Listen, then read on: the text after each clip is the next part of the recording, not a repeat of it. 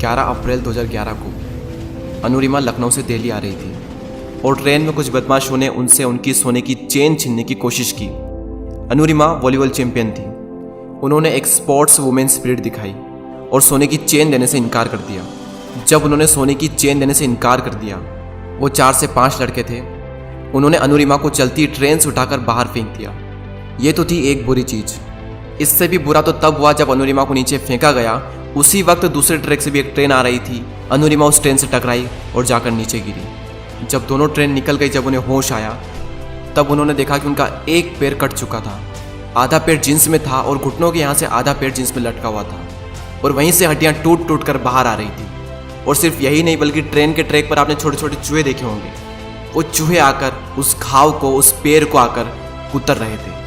अनुरिमा ये सारा दृश्य अपनी आंखों से साफ साफ देख रही थी, लेकिन कर कुछ नहीं पा रही थी क्योंकि उनकी बॉडी में ज़रा भी मूवमेंट नहीं हो रहा था। पूरी रात उन्होंने मदद मांगी, लेकिन कोई नहीं आया उन्हें बचाने के लिए। जब सुबह हुई और कुछ लोगों ने उन्हें देखा तो उन्हें हॉस्पिटल पहुंचाया।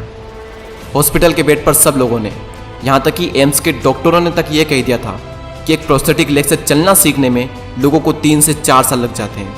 कुछ दिनों तक उनका हॉस्पिटल में इलाज चला और जब उनकी हॉस्पिटल से छुट्टी हुई, जब वो घर गई, तो घर जाने के बाद जब ऐसी सिचुएशन में लोग ये सोचते हैं कि आगे की ज़िंदगी का गुजारा कैसे होगा, अनुरिमा के माइंड में सिर्फ 2 चीज़ें थी। एक तो ये कि मुझे इन सबको गलत साबित करना है, और दूसरी ये कि अपनी सबसे बड़ी कमजोरी को अपनी सबसे बड़ी ताकत बनाकर दुनिया की सबसे ऊंची चोटी माउंट एवरेस्ट को फतह करना है। मैडम बछेंद्री पाल, जिन्होंने 1984 में एवरेस्ट सबमिट किया था, जब अनुरिमा ने उनको ये बताया कि मुझे एवरेस्ट सबमिट करना है, तो मैडम बछेंद्री पाल के आंखों से आंसू आ गए। उन्होंने कहा कि अनुरिमा, तू इस हालत में भी ये सोचने की हिम्मत रखती है। तूने अपने अंदर तो एवरेस्ट को फतह कर लिया है, बस अब तो दुनिया को बाहरी रूप से दिखाना बाकी रह गया है। और जब शुरुआत हुई तो आप मानेंगे नहीं, जहां लोगों को 2 मिनट लगते थे रोड हेड से बेस कैंप जाने के लिए, वहीं अनुरिमा को 3 घंटे लगते थे।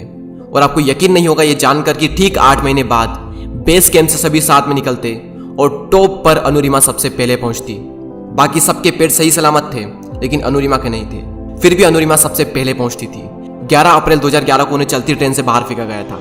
एम्स के डॉक्टरों का कहना था कि एक प्रोस्थेटिक लेग से चलना सीखने में लोगों को 3 से 4 साल लग जाते हैं। 21 मई 2013 को वो दुनिया की सबसे ऊंची चोटी पर थी। कैसे? लोगों को लगता था कि अनुरिमा ने अपने इस गोल को अपने पैरों से क्लाइम किया, लेकिन अनुरिमा का यह कहना है कि उन्होंने अपने इस गोल को अपने पैरों से क्लाइम किया ही नहीं। उन्होंने अपने इस गोल को, अपने इस मिशन को अपने पूरे दिल और दिमाग से क्लाइम किया। और जब अनुरिमा रात को क्लाइम कर रही थी, क्योंकि रात को वेदर बहुत ही नॉर्मल होता है, इसलिए रात को क्लाइंबिंग करना थोड़ा आसान होता है, तो जब वो रात को क्लाइम कर रही थी तब उनकी आंखें फटी की फटी रह गई। अंधेरे में जहां पर भी उनकी हेडलाइट पड़ रही थी, वहां पर सिर्फ लाशें ही लाशें बिछी थी।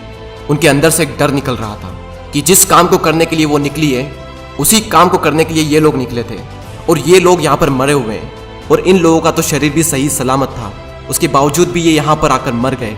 उनके अंदर से डर निकल रहा था और इस डर का सामना कर, थोड़ी हिम्मत दिखाकर उन्होंने अपना एक कदम आगे बढ़ाया और उसी कदम के आगे अपना एक कदम और रख दिया और धीरे धीरे ही सही, लेकिन वो आगे बढ़ी।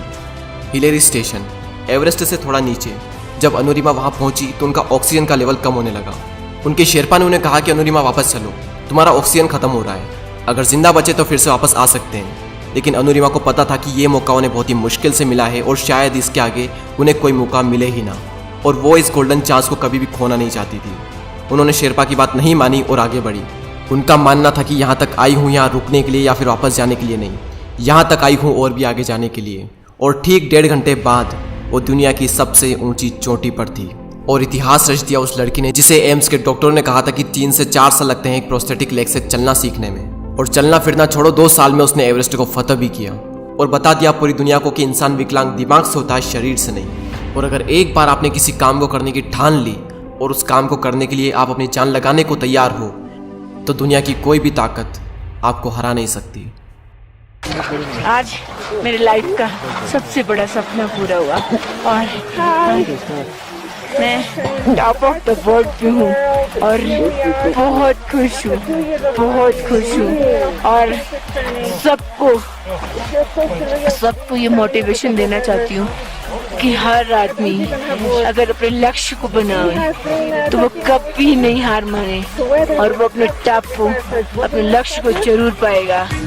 को तोड़कर पंख खोलकर भर ले एक उड़ान, जिंदा उम्मीदों का लेकर जैसे लाख बढ़ता